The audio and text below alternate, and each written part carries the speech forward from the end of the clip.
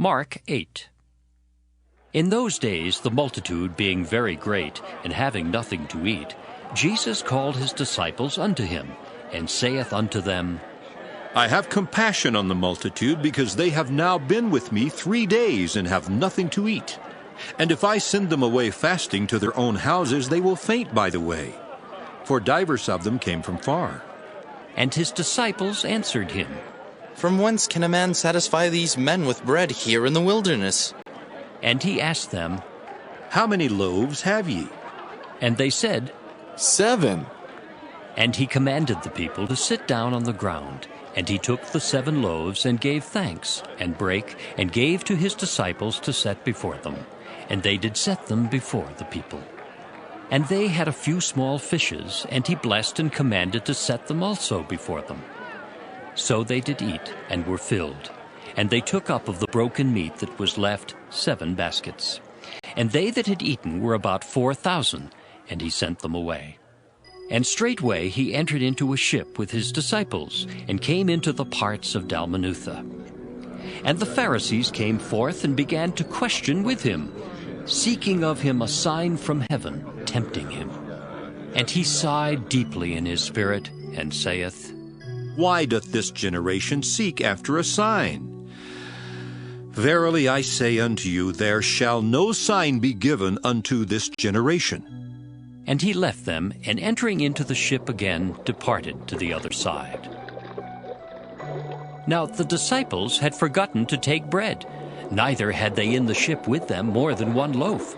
And he charged them, saying, Take heed, beware of the leaven of the Pharisees, and of the leaven of Herod. And they reasoned among themselves, saying, It is because we have no bread. And when Jesus knew it, he saith unto them, Why reason ye because ye have no bread? Perceive ye not yet, neither understand? Have ye your heart yet hardened? Having eyes, see ye not? And having ears, hear ye not? And do ye not remember? When I brake the 5 loaves among 5,000, how many baskets full of fragments took ye up? They say unto him, 12. And when the 7 among 4,000, how many baskets full of fragments took ye up? And they said, 7.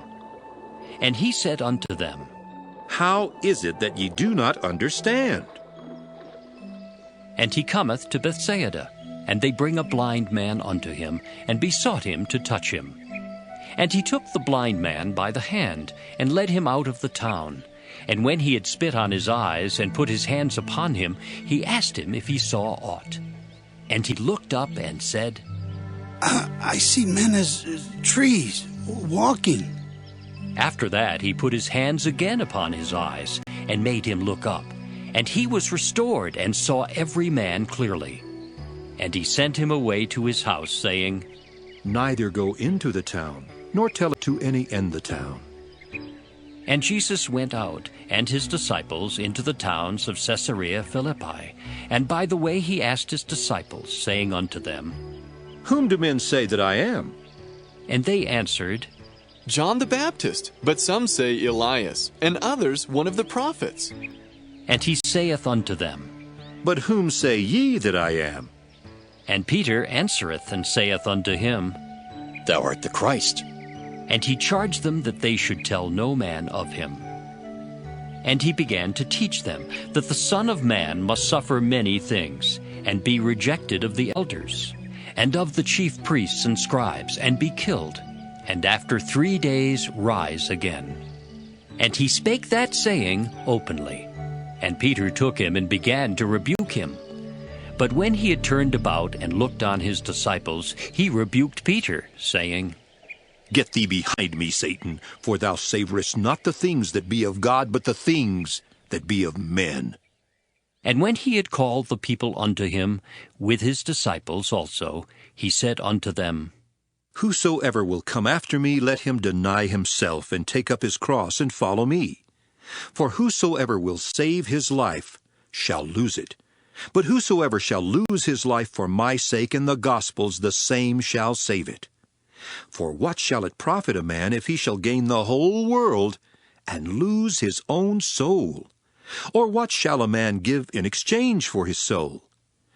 Whosoever therefore shall be ashamed of me and of my words in this adulterous and sinful generation, of him also shall the Son of Man be ashamed, when he cometh in the glory of his Father with the holy angels.